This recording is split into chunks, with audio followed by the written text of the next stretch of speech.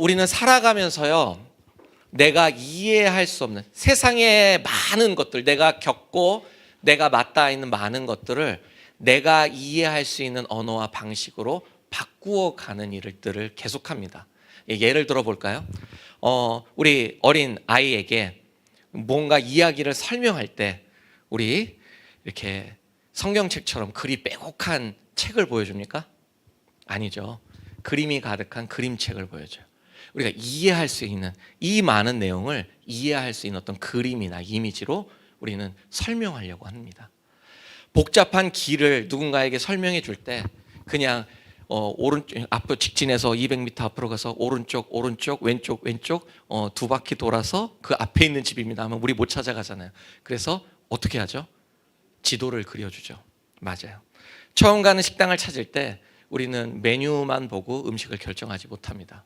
리뷰를 보고 사진을 본 다음에 우리는 그것을 고르게 되죠. 무슨 소리냐면 우리는 보이지 않는 것보다는 보이는 것을 훨씬 이해하기 쉬워하기 때문에 우리 삶에서 만나는 많은 것들을 이해하기 쉬운 이미지로 우리는 다 바꿔버린다는 말이에요. 그렇게 우리는 삶을 이해하고 상황을 이해합니다. 그런데 이게 정말 편리하고 너무나 좋은 거예요. 그러나 여기서 문제가 하나 생깁니다. 신앙, 특히 하나님에 대한 부분을 이렇게 보기 좋은 이미지화 할 때 여기는 굉장히 큰 문제가 벌어질 수 있단 말이에요. 오늘 그 얘기를 좀 할 겁니다. 여러분에게 질문을 먼저 합니다. 여러분, 나의 하나님, 내가 만난 하나님은 어떤 하나님이시에요? 한번 생각해 보세요, 여러분. 잠깐 생각해 보십시오. 나의 하나님은 어떤 분이십니까? 내가 누군가한테 설명해야 된다면 한번 생각해 보십시오.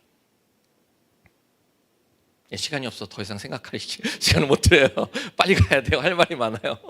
자, 그러면은 말로 하지 말고 속으로 대답해 보세요. 자, 그 하나님은 어떤 하나님이세요? 한번 대답해 보세요. 속으로.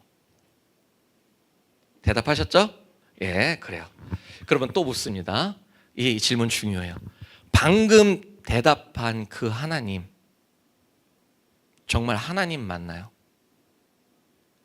성경이 이야기하는 그 하나님이 맞아요? 성경이 설명하는 그 하나님을 제대로 설명한 거 맞습니까? 여기에 대해서 우리가 이야기하기가 참 힘들어요. 우리는 어느 순간 그 광대하시고 크신 하나님을 내가 이해할 수 있는 이미지화했어요. 내가 지금 대답한 그 대답 맞지만, 그게 맞지만, 그 하나님 맞지만, 근데 그 대답으로 그 하나님을 제대로 다 설명할 수는 없단 말입니다. 여기서 이제 문제가 생기는 거예요. 저도 청년 시절에 믿었던 제가 알던 하나님, 그리고 신학교에서 제가 알게 된 하나님, 그리고 지금까지 살아오면서 겪게 되고 보게 된 하나님, 그 하나님이 다 다릅니다. 다 달라요. 예, 굉장히 중요한 문제가 생기죠.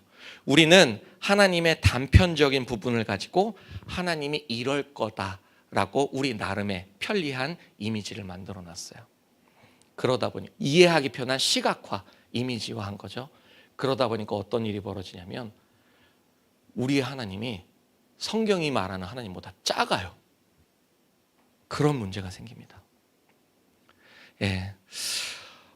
하나님이 이해되지 않을 때 우리는 하나님을 기다리기보다 하나님을 더 깊이 알아가려고 기도하며 노력하기보다 내가 이해할 수 있는 모습으로 하나님을 그냥 규정해 버리는 겁니다. 하나님은 사랑이시니까, 그러니까 하나님은 당연히 이래야 되는 거 아니야? 하나님께서 나를 사랑하신다면 왜 내 기도에 응답해 주지 않으시지? 내가 하고 싶은 대로 왜 못하게 하지? 내가 열심히 하나님 앞에 이렇게 수고와 공로를 했는데 왜 하나님은 왜 매번 내가 원하는 결과를 주지 않으시고 내 앞길을 자꾸 막으시지? 우리는 어느 순간 하나님을 믿는 게 아니라, 성경이 말하는 하나님을 믿는 게 아니라 내가 만들어 놓은 그 이미지의 하나님을 믿고 있는 거 아닌가 하는 문제가 우리 안에 있다는 거예요. 성경이 이야기하는, 성경에서는 정말 많은 말씀이 나오거든요. 성도들에게 나타나는 열매들이 있잖아요. 사랑, 기쁨, 평화, 인내, 자비, 선을 행함, 신실함, 변함없음이죠. 온유함, 절제 등의 여러 가지 열매가 있는데요. 여러분, 그 본래의 의미가 뭡니까? 우리는 그 본질적인, 그 단어가, 그 말씀이 이야기하는 본질적인 그 내용을 추구하며 그것을 이루어 나가기 위해서 애쓰기보다는 그냥 그 단어도 내가 아는 대로 해석해요. 사랑, 이뻐 죽겠는 거. 나는 저 사람이 이뻐 죽겠지 않으니까 나는 사랑이 없어. 섣부르게 생각해요. 평화, 샬롬이죠. 샬롬이 도대체 무슨 뜻이에요? 근데 우리는 평화를 싸움도 없고 다툼도 없고 갈등도 없는 상태라고 쉽게 생각합니다. 그렇죠? 그럼 믿음은 도대체 뭐예요? 뭘 믿어요? 믿는다는 건 도대체 뭐예요? 이것을 우리는 그냥 내가 편하게 생각해버려요. 그러니 여기서 굉장한 문제가 생겨요. 나는 정말 사랑한다고 사랑했거든요. 나는 기뻐한다고 기뻐했거든요. 나는 인내하고 자비를 베풀 용서한다고 진짜 노력했거든요. 그런데 열매가 없어요. 희한하게. 하면 할수록 괴롭고 눈에 나타나는 어떤 하나님이 약속하신 열매는 없는 겁니다. 왜? 성경을 단편적으로 써요. 하나님을 단편적으로 하는 겁니다. 오늘 말씀이요, 오늘 우상을 만들지 말라라고 하는 말씀 있잖아요. 이것이 바로 이것을 경고하는 말씀이에요. 여러분, 신명기 4장은 이스라엘 백성이 가나안 땅에 들어가기 직전에 모세가 전한 말씀이에요. 모세는 과거의 사건을 떠오르게 합니다. 어떤 사건을 떠오르게 하면 시내산 사건을 이야기해요. 시내산에서 하나님과 언약 맺을 때 이스라엘 백성들은 하나님의 음성을 그날 들었습니다. 막 산이 흔들리고 막 구름이 천둥번개 치고 거기서 하나님이 말씀하시는 걸 들었거든요. 그런데 모세가 산에 딱 올라가서 그 이제 하나님 십계명 돌판을 봐주면서 한참 지났죠. 40일 동안 있었죠. 그러자 이스라엘 백성들은 밑에서 뭘 했습니까, 여러분? 금송아지를 만들었어요. 출애굽기 32장 4절입니다. 한번 읽어보겠습니다. 시작.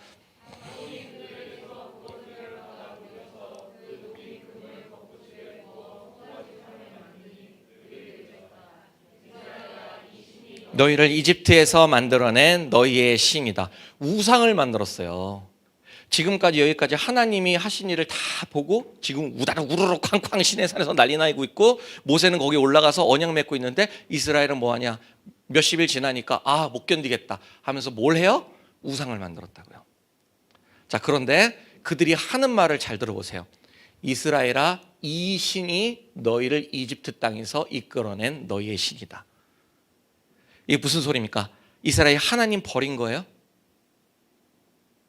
이스라엘이 하나님을 버리고 다른 신, 바알신 찾았어요? 알라신 찾았어요? 아니에요. 진짜 신기하게 뭘 했냐면 이 사람들은 이집트에서 우리를 이끌어낸 신의 형상을 만든 거예요. 하나님 안 버렸어요. 근데 뭐가 필요했냐? 눈에 보이는 하나님이 필요했던 거예요. 우상을 만든다는 것은요, 하나님을 버린 게 아니에요. 하나님을 내가 원하는 형상으로 만들어 놓고 그 하나님으로 편리하게 이해하려고 하는 시도가 바로 이게 우상인 겁니다, 여러분. 모세는 오늘 본문에서 강력하게 경고합니다. 아무 형상도 하나님에 대한 형상 만들지 말라. 모세는 왜 이렇게까지 우상을 금했을까? 여기 세 가지 이유가 있는데 오늘 이것을 좀 살펴볼게요. 일단 15절을 함께 읽어보겠습니다. 시작. 주님께서 호렙산 불길 속에서 당신들에게 말씀하시던 날 당신들은 아무 형상도 보지 못했다는 사실을 깊이 명심하십시오. 여기서 중요한 표현, 아무 형상도 보지 못했다.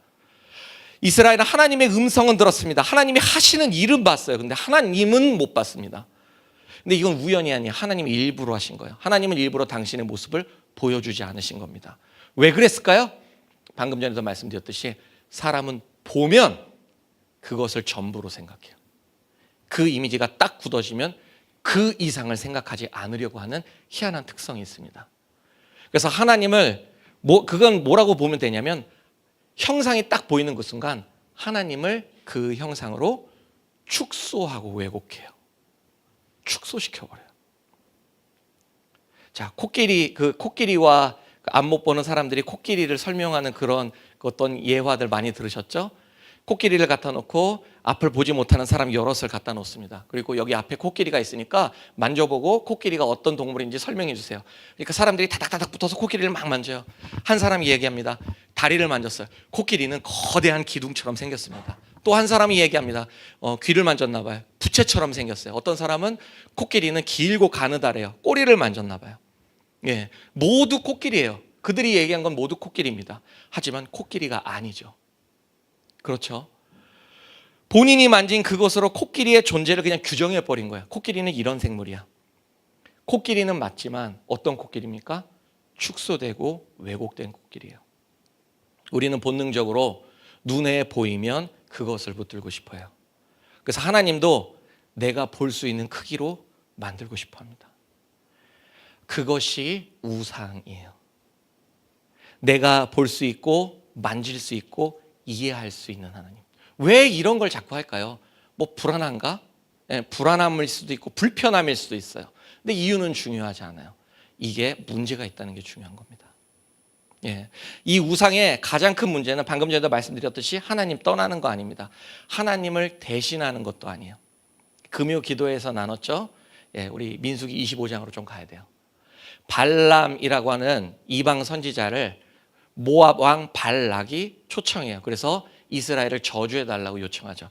발람이 이스라엘을 저주하려 했지만 하나님이 막으셔서 오히려 축복합니다.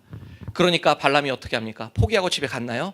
아니에요. 민수기 25장에 더 흉악한 짓을 벌입니다. 이스라엘 백성을 저주할 수가 없으니까 스스로 죄를 지어서 저주를 받게 만들자라고 얘기해요.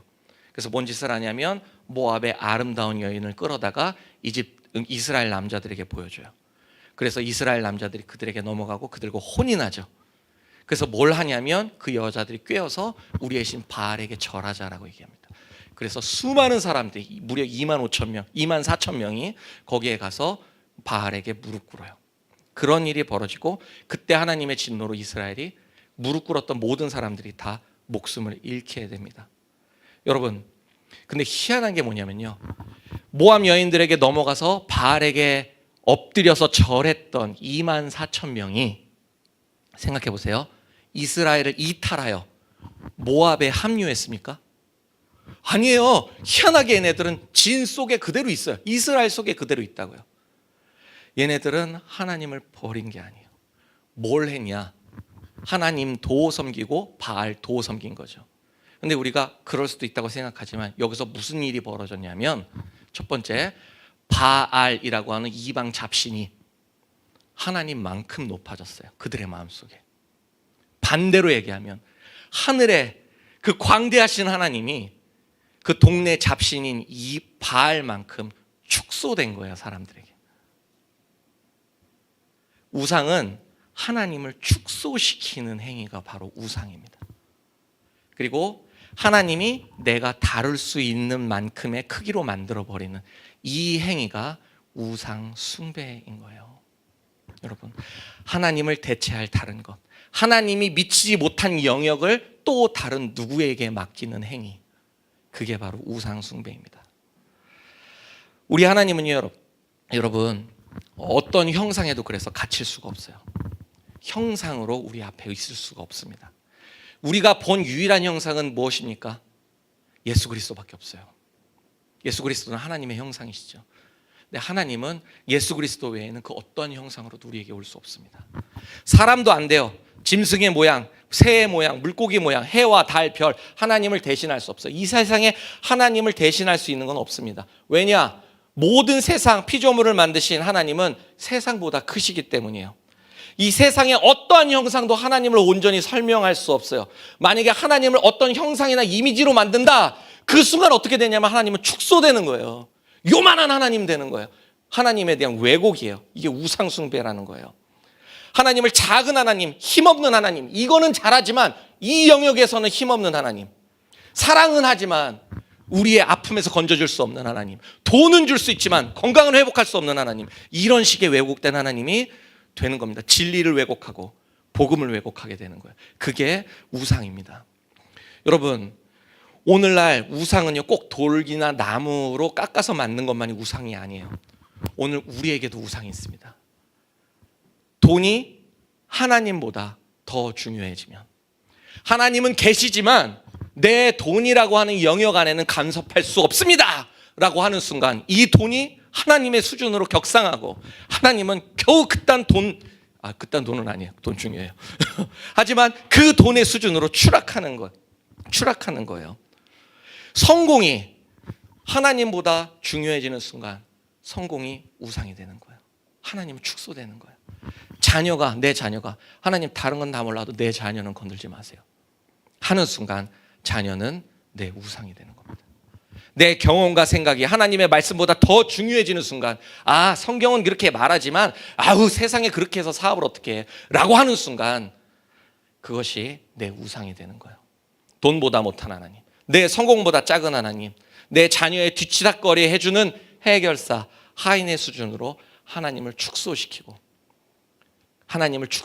그 행위는 바로 우상을 만드는 행위인 겁니다. 사무엘 선지자가 사울에게 아말렉을 진멸하라는 명령을 내립니다. 그렇죠? 그리고 그것을 사울이 어겼습니다. 사울왕이. 그리고 사울왕을 막 꾸짖으면서 한 말씀이 있습니다. 사무엘상 15장 22절입니다. 이거 너무 잘하는 말씀이에요.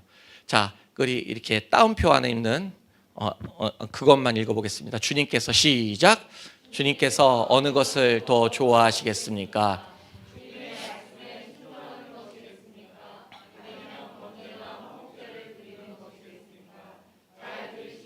순종이 제사보다 낫고 말씀을 따르는 것이 순양의 기름보다 낫습니다. 아멘. 이 의미는 분명하죠. 우리가 무슨 형식을 지키거나 뭘 잘하는 것보다 제일 중요한 건 하나님의 말씀, 그 말씀에 순종하는 거래요. 왜? 그게 하나님이 하나님 되심을 증명하는 행위니까, 믿음의 행위니까. 그런데 여기서 하나님이 이어지는 말씀이 있어요. 이어지는 말씀이 더 충격적입니다. 23절 한번 읽어볼게요. 시작.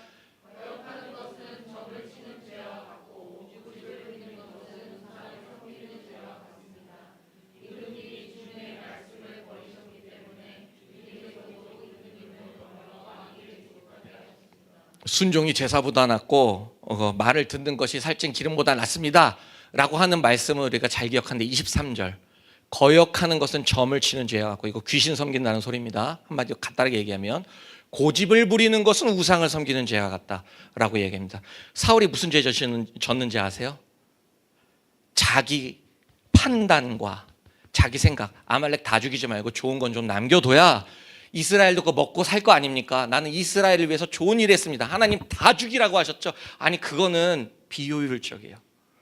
그러니까 우리 사람은 다 죽이되 가축이나 재산들은 좀 모읍시다. 그래야 우리가 살 거 아니에요. 우리도 전쟁했는데 우리도 뭔가 생기는 게 있어야 전쟁에 좀 결과가 있을 거 아닙니까? 그 판단을 뭐보다 우선한 거예요? 하나님의 말씀보다. 그 고집이에요. 내가 옳습니다. 이 순간에 어떤 일이 벌어졌어요? 우상이 생긴 거예요. 하나님이 자기의 판단보다 더 아래로 내려가요. 그래서 너는 하나님의 세우신 임금이 될 자격이 없어. 그리고 끝나버린 겁니다. 여러분, 우리 신앙생활이 오래되고 익숙해질수록 이게 더 조심해야 됩니다. 우리는 하나님을 안다라고 함부로 생각해요. 그러니까 하나님이 이런 거야, 하나님 섬기는 거 이런 거야, 신앙생활 이렇게 하는 거야, 기도도 이렇게 하는 거야 라고 쉽게 얘기합니다.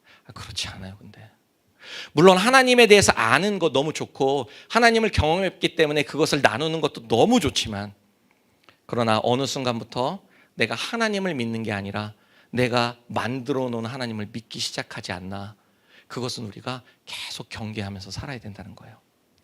기도했는데 응답이 내 기도한 것과 다르고 그러면 우리 하나님 바로 의심하잖아요. 좋은 일을 했는데, 계속 좋은 일을 했는데 우리가 때때로 어려운 일, 슬픈 일 생기면 하나님이 어떻게 이럴 수도 있냐, 내가 한 게 이게 다 무슨 소용이냐, 하나님 말씀이 순종하려고 했는데 다 쓸데없다, 함부로 얘기하잖아요. 하나님이 그 정도밖에 안 되는 거예요. 나한테 내 인생이 내가 생각하는 방향으로 가지 않으면 하나님이 날 버리셨다라고 생각합니다. 왜? 내가 아는 하나님과는 다르니까. 여러분, 하지만 하나님은 내가 이해할 수 있는 영역 밖에 있습니다. 맞습니까? 아멘? 내 생각보다 크고 내 경험보다 크고 내 계획보다 크신 그분, 우리 하나님을 내 틀에 맞춰서 내가 이해하기 편한 대로 만드는 게 아니라 내가 어렵고 힘들더라도 이해되지 않더라도 그 하나님, 그 말씀에 나를 맞추는 게 중요합니다. 나를 이해시키시오. 어떤 교회에 갔더니 그 목사님이 답답하다고 이야기하시더라고요. 어떤 집사님이 설교 딱 끝나고 오셨는데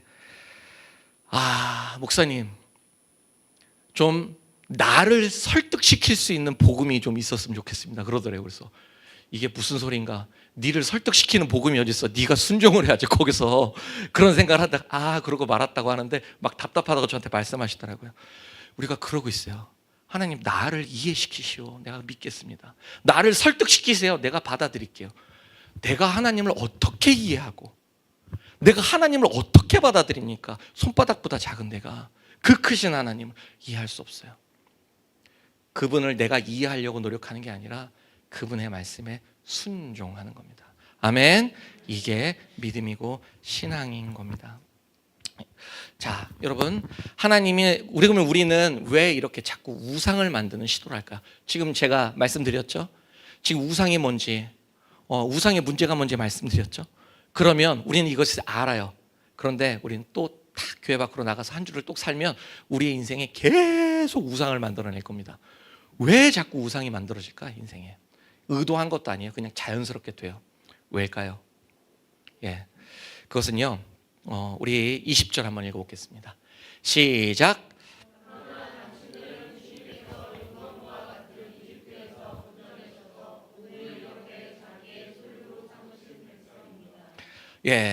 오늘 하나님은 이집트에서 우리를 건져내셔서 자기의 소유로 삼으셨다. 갑자기 출애굽 얘기를 합니다. 왜 이 이야기를 했냐면 중요한 의미가 있어요. 우상을 만드는 이유, 자꾸 우리가 우상 숭배를 하는 이유, 그게 계속 반복되는 이유는요, 여러분, 우리의 불안에서도 그렇고 여러 가지가 있겠지만 가장 근본적인 이유는 뭐냐면 은혜를 잊어버렸기 때문이에요. 계속 잊어버려요, 우린. 금송아지 사건 생각해 보세요. 이스라엘 백성들은 하나님을 봤어요. 하나님을 보지 못했지만 하나님이 하신 일을 봤어요. 이집트 박살나는 거 봤고 홍해 건너는 거 봤고 매일 만나를 먹어요. 여러분, 오늘 아침에도 그거 먹었어요. 지금 내 뱃속에 만나가 들어있다고요. 그렇죠? 구름기둥과 불기둥을 보면서 여기까지 따라왔어요. 구름기둥 이렇게 하면 저기 있어요. 구름기둥이 지금 이 사람들 눈앞에. 그런데 그 앞에서 지금 금송아지를 만들어요. 왜? 은혜를 잊어버렸기 때문이에요. 자신들이 지금 얼마나 큰 은혜와 기적 속에 살고 있는지를 지금 잊어버렸기 때문입니다. 여러분, 이게 가능합니까? 오늘 아침에 만나 먹었고 눈앞에 구름기둥 불기둥 보이는데 잊어버릴 수가 있나고요? 하나님이 하신 일을. 있어요, 여러분. 예를 들어보면 여러분 그 삐삐 아십니까? 다 아시죠? 전보 아십니까? 아시죠? 전보 보내보셨죠? 보내보셨어요. 우리가 전보 보내는 세대, 삐삐 치던 세대, 그다음 시티폰 나왔어요. 공중전화 옆에서 하고 모르시는 분도 있을 거예요. 그러다가 휴대폰 나오고 그다음에 뭐가 나왔죠? 스마트폰. 전 예전에 삐삐 치던 시절에 아무 데서나 전화할 수 있으면 좋겠다. 공중전화 말고 그냥 아무 데서나 전화할 수 있으면 좋겠다. 그리고 휴대폰 이렇게 똑딱이 휴대폰 나왔어요. 똑딱 하고서 열려요. 그럼 거기에서 TV가 나왔어요. 와, 굉장하다. 근데 여기서 인터넷이나 그런 것도 할 수 있었으면 좋겠다. 근데 그런 게 나왔어요. 이제는 신용카드도 안 달고 다녀요. 이거 하나로 다 돼요. 모든 업무가 다 돼요. 그렇죠? 여러분, 이거 그런가 보다. 태어나면서 누렸던 사람 몰라. 이거 기적이에요. 저는 어제 강원도에서 폭우가 내리는 현장을 실시간으로 목격하고 큰일 났네. 휴가를 갈까 말까 고민하고 있어요. 엄청난, 여러분, 지구 반대편에 있는 일을 오늘 우리는 실시간으로 하고 모든 업무를 이걸 처리합니다. 만약에 우리 그 삐삐 치던 시대에 이거를 딱 보여주면 이거 마법사 지팡이에요. 그렇죠? 기적의 도구입니다. 처음 이거 봤을 때 얼마나 신기했어요. 얼마나 재밌었어요. 그런데요, 이제 지금은 어때요? 이게 너무 당연해졌죠. 익숙해졌어요. 인터넷 딱 열었는데 3초만 걸리면 짜증나요. 똥폰 못 쓰겠네. 이거 진짜 배터리가 어떻게 이틀도 못 가. 이거 2년 썼더니만 더 이상 못 쓰겠어. 생긴 것도 꾸죠. 요새 새로 나온 이거 쓸까? 막 어떤 꼬망이가 뭐 200 몇십만 원짜리 그거를 지금 사달라고 저러고 있다는 아이가 있어서 지금 제가 너무 충격을 받아서 이거를 이따가 어떻게 할까 좀 생각하고 있어요. 어쨌든 이제는 안 신기해요. 이제 이것도 불편해요. 이것도 가끔 짜증나요. 잘 안 된다고 생각돼서. 왜요? 이 기적이었던 이 기억이 이제는 불평이 됐어요. 왜? 너무 익숙해요. 그러니까 기대의 수준이 이렇게 올라갔어요. 신앙생활도 마찬가지입니다, 여러분. 처음 예수님 믿었을 때, 야, 나 같은 사람을 사랑해 주신다니 그거 하나만으로도 눈물이 나고 너무 감사했어요. 기도할 수 있으니 얼마나 다행이냐. 예배할 수 있는 게 얼마나 큰 은혜이냐. 그리고 오늘 하루를 살아갈 수 있다는 것 얼마나 감사하냐. 그렇게 됐다가 어느 순간부터 지루해, 재미없어. 하나님 믿어도 뭐해? 하나님은 이것도 안 해주셔. 왜 맨날 똑같지? 교회는 왜 맨날 이렇지? 기도해도 응답되지 않지? 라고 하면서 이제 불평하기 시작해요. 하나님의 은혜가 사라진 게 아니죠. 내가 은혜를 바라보는 눈이 변한 거예요. 둔해졌어요. 익숙해졌어요. 당연한 것으로 여긴 겁니다. 말씀 묵상을 가르쳐 주신 저희 선생님이 항상 강조하실 말씀이 있었습니다. 말씀을 읽을 때 매일 보는 성경이고, 여러분 이제 내용 다 알아요. 우리 이거를 몇 번 돌았어요, 이 성경을 도대체. 그래서 대충 피면 어떤 내용인지 다 알아요. 뭐를 적용해야 되는지, 어떤 메시지가 있는지 다 알아요. 모르는 사람이 있어요. 그럼에도 불구하고 그런 말씀 하시더라고요. 볼 때마다 처음 읽는다는 마음으로 읽어야 됩니다. 그래야지 이게 익숙해지면 은혜가 발견되기는커녕 하나님의 음성을 들을 수가 없어요. 그냥 매일 새로운 마음으로 들어야 됩니다. 그렇게 말씀하시더라고요. 여러분, 우리가 자꾸 우상을 만드는 이유는 은혜를 잊어버렸어요. 그 많은 은혜가 있었는데 이제 이것을 너무나 당연하고 너무나 그냥 식상한 것으로 우리는 받아들이고 있기 때문입니다. 우리 오늘 뭐 해야 됩니까? 그러면 마음을 새롭게 해야 돼요. 아침마다 새롭고 늘 새로우신 주님을 만나기 위해서 여러분 기도해야 됩니다. 매일 새롭게 은혜를 기억하면서 그 하나님 붙들어야 돼요. 익숙함에 속아서 은혜를 잊으면 여러분 반드시 우상을 만들게 돼 있어요. 다른 것을 찾습니다. 그렇게 우상이 멈추지 않고 인생 내내 내 인생에 함께하게 되는 겁니다. 우리 매일 마음을 새롭게 하는 기도를 합시다. 아멘. 익숙함에 속아서 감사가 사라지면요, 불평이 커져요. 기도가 줄어들면 걱정이 생깁니다. 말씀이 멀어지면 세상의 말밖에 안 들려요. 하나님 없어져요. 하나님이 지금까지 나를 어떻게 인도하셨는지 이것을 잊어버리면 그러면 우리는 오늘에 끌려다니게 됩니다. 여러분, 지난주에도 말씀드렸지만 꼭 기억하셔야 돼요. 어쩌면 신앙은 그래서 은혜의 기억을 지키는 싸움이에요. 아멘. 하나님이 나에게 지금까지 무엇을 하셨나, 하나님이 나를 어떻게 인도하셨나, 이것을 기억하는 겁니다. 여러분, 우리가 과거 하나님께서 우리와 함께 하신 그 기억을 매일 새롭게 우리 기억해냅시다. 아멘. 그런데 여기서 이제 한 가지 문제가 있습니다. 오늘 그러면 이제 집에 가서 오늘부터 하나님이 옛날에 나를 기억해 주셨어, 나를 이렇게 이끌어 주셨어, 막 내 의지와 노력으로 막 이렇게 그걸 계속 끄집어내죠. 근데 그게 돼요? 안 돼요. 이렇게 가다가 이렇게 누가 어깨에 툭 부딪히고 가면 기억이고 뭐고 그냥 확시 막 이렇게 돼요. 기억이고 뭐고 다 사라져요. 여러분, 왜냐하면 우리의 의지는요 진짜 우리의 기대보다 너무너무 약합니다. 우리의 수고와 노력은 정말 흙먼지 같아요. 훅 불면 날아가 버리는 거예요. 그래서 그거 못 지킵니다. 제가 매일 마음을 새롭게 하자 의지를 다짐했지만 절대 안 돼요. 반드시 실패할 거예요. 이 시간이 끝나자마자 실패할 겁니다. 그러면 어떻게 해야 돼요? 그러면 우리는 의지를 도와줄 도구가 한 가지 필요합니다. 잘 들으세요. 지루하셔도 잘 들으셔야 돼요. 뭐냐면 거룩한 습관을 만드는 거예요. 내가 빠져나갈 수 없고 항상 그 은혜의 자리에 있을 수밖에 없는 습관. 우리는 매일 아침에 말씀 묵상하죠. 그렇죠? 그리고 매일 정해진 우리 개인 예배 드리고 계십니까? 우리 교회에서 진짜 중요하게 여겼던 게 개인 예배죠. 그리고 우리 생명일기라는 것도 그 도구도 삼았어요. 그리고 예배 시간마다 와서 그 예배 시간을 지키는 것, 기도 시간에 기도 지키는 것, 이런 것들.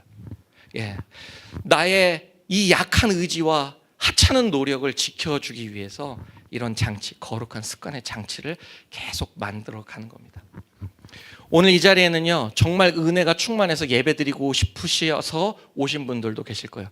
근데 아니야, 대부분은 그냥 와야 되니까 왔어요. 안 오면 전화하니까, 그러면은 좀 어색하니까, 그래서 오셨습니다. 근데 그게 맞다고요, 신앙생활에서. 나는 억지로 예배 오니까 나는 나쁜 사람이구나. 아니에요. 억지로 오는 믿음이 큰 믿음입니다. 아멘. 예, 거룩한 습관 때문이에요. 신앙을 우리의 의지와 감정에 맡겨 놓으면요, 이거는 반드시 무너져요. 내가 나의 신앙을 지킬 수 있다, 나 은혜 받았으니까 할 수 있다 라고 외치는 사람은요, 정말 아무것도 모르는 사람이에요. 그래서 우리 애들이 막 그러죠. 그래서 수련회 잘못 갔다 오면 막 뭐 아프가니스탄 가겠습니다 막 하고 막 비행기표 끊고 그런 애들이 가끔씩 있어요. 저 옛날 교회에서 그런 애들이 있었거든요. 아니에요. 거기에 나의 신앙을 맡기면 기분 좋으면 예배하고, 힘들면 쉬고, 바쁘면 건너뛰고, 마음 내키면 하고, 아니면 안 하고, 신앙이 자라지가 않습니다. 은혜를 잃게 됩니다. 그래서 오늘 우리는 어쩔 수 없이 지켜야 되는 거룩한 습관을 우리 주님 앞에 약속하고 계속 만들어 가야 돼요. 그냥 하는 거예요. 그냥 하는 거예요. 그러면 놀랍게도 그 은혜의 자리에 앉아있는 그 습관적인 행위 속에 하나님이 어느 날, 성령님이 어느 날 은혜를 주십니다. 매번은 아니에요. 그러나 어느 순간 말씀이 들리게 하시고 내 기도가 응답되었음을 경험하는 그 놀라운 경험을 하게 하세요. 그 한 번의 기억이, 그 한 번의 경험이 평생 주님을 믿고 따라갈 동력과 힘이 됩니다. 우리는 여기에 있어야 돼요. 습관이 은혜를 만들어내는 것은 아니지만 은혜를 기억하고 경험할 자리를 만들어줘요. 그러면 거기서 우리는 지켜나갈 수 있는 근거가 생깁니다. 사랑하는 성도 여러분, 거룩한 습관을 만듭시다. 우상을 더 이상 내 인생에서 만들어내지 않기 위해서 거룩한 습관을 만들어요. 하루에 짧게라도 말씀을 묵상하십시오. 우리 큐티집 있잖아요. 생명일기 배우신 분들 계시죠? 생명일기 쓰세요. 정말 하나님과 나와의 관계를 새롭게 하는 방법이에요. 기도 시간 정해놓으시고 예배 빠지지 마시고, 예, 공동체 안에서 우리 말씀 묵상 모임 있잖아요. 계속 은혜를 나누는 시도를 하십시오. 잘 몰라도 괜찮아요. 힘들어도 괜찮아요. 말씀 묵상 모임하면 2시간, 3시간씩 하는데 괜찮아요. 그냥 가만히 멍하니 앉아 계세요. 예, 시계 보면서. 그래도 괜찮아요. 그것이 우리의 마음을 하나님을 잊지 않도록 하는 울타리가 되줘요. 아멘. 자, 우리 마지막 한 가지만 더 보겠습니다. 하나님은 질투하시는 하나님이라는 말씀을 주십니다. 24절이에요. 읽어보겠습니다. 시작.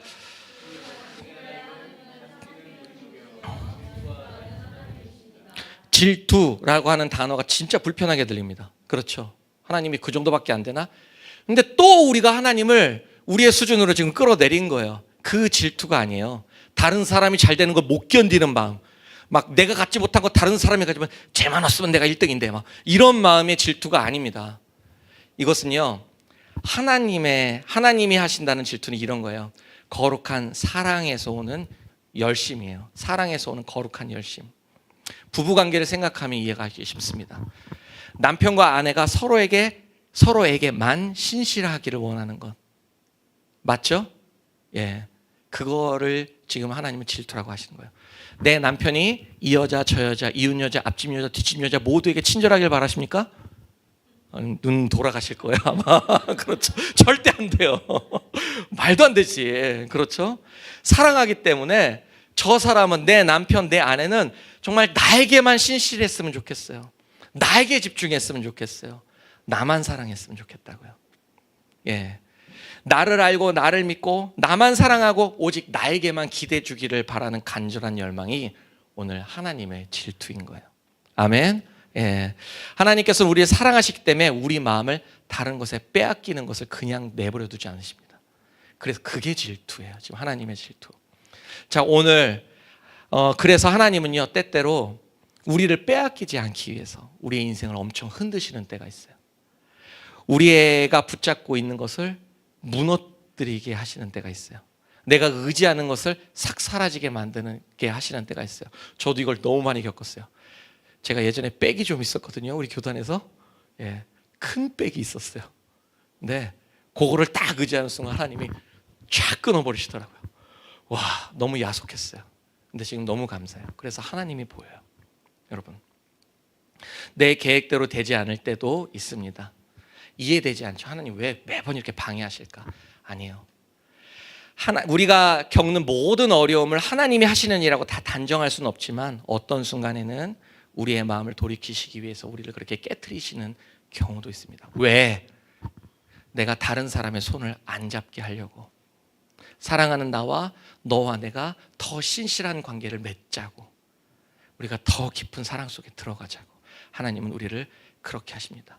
나를 포기할 수가 없어서, 이렇게 하나님 싫다고 매번 배신하는 나를 절대 놓칠 수가 없어서 하나님은 우리를 질투하는 마음으로 오늘도 붙잡고 계신 거예요.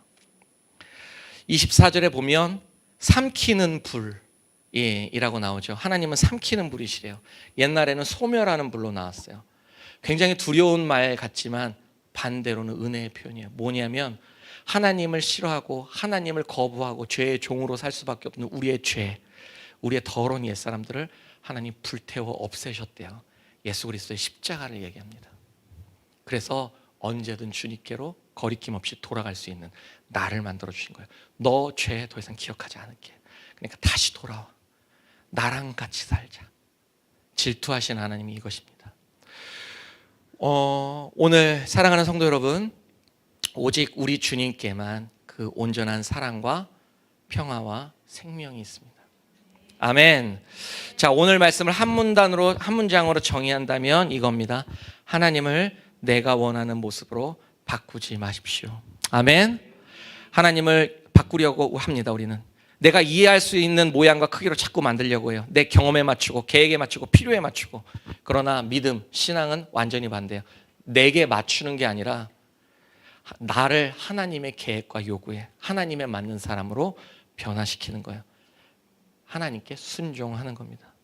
사랑하는 사람들이 진짜 하는 착각이 있죠. 저 사람을 나에게 맞는 사람으로 자꾸 바꿔요. 날 사랑하면 네가 좀 바꿔서 나한테 맞춰줘. 여러분, 그거 사랑입니까? 아니요, 그거 이기적인 거예요. 사랑은 어떤 거예요? 내가 너를 위해 내가 죽는 게 사랑이죠. 오늘 하나님도 그 사랑을 내게 보여주셨고 오늘 우리에게도 그 사랑을 요구하십니다. 그러니 우리는 하나님을 내게 맞추는 게 아니라 내가 하나님께 맞춰줘야 돼요. 자, 정리할게요. 첫 번째, 하나님보다 더 의지하는 것이 무엇인지 여러분들 돌아보십시오. 오늘 또 내 마음속에 우상, 그게 뭔지 돌아보시고, 내가 하나님보다 더 의지하는 게 있고 내가 잃었을 때 하나님보다 더 아까운 게 있으면 그것은 우상입니다. 이것은 포기하셔야 됩니다. 두 번째, 하나님의 은혜를 기록하고 기억하세요. 기록은 기억을 남기고 기억은 은혜를 되살립니다. 여러분, 지금 우리가 하고 있는 큐티 말씀 묵상 너무 좋아요. 여러분 1년 전, 2년 전, 3년 전에 했던 큐티 다 펼쳐보세요. 하나님이 나를 어떻게 이끌어왔는지. 씩 웃으시네. 굉장한 일이 있었군요. 그렇죠? 맞아요. 우리 생명일기 배우신 분들 생명일기 다시 쓰세요. 하나님이 내 속을 어떻게 바꿔가시는지가 보여요. 예, 우리는 그렇게 기록하고 기억하면 하나님의 은혜를 잊어버리지 않아요. 하나님의 은혜를 기억하는 사람은 우상을 세우지 않습니다. 자, 마지막으로 세 번째, 하나님이 이해되지 않을 때 자꾸 그냥 이해하려고 하지 말고요, 그냥 하나님의 말씀을 듣고 순종하십시오. 그게 믿음입니다. 하나님이 나를 사랑하신다면 왜 자꾸 이런 일이 벌어집니까? 라고 하는 그 답도 없는 소리를 계속 반복하지 마시고요, 그냥 이렇게 기도하는 거예요. 제가 이해하지 못해도 주님이 옳습니다. 주님 말씀에 순종하게 해주십시오. 아멘. 사랑하는 성도 여러분, 우리 그러한 믿음으로 우리 하나님께 다시 나갈 때 지금까지 만나지 못한 새로운 하나님이 우리를 또 기다리고 계실 겁니다. 지금까지 누리지 못한 더 큰 은혜가 우리 앞에 있을 겁니다. 우리 세상보다 더 크신 하나님, 아침마다 새롭고 늘 새로우신 하나님을 우리 그렇게 만나가며 우리 하나님과 동행하는 주님의 자녀들이 되시기를 주님의 이름으로 축원합니다. 우리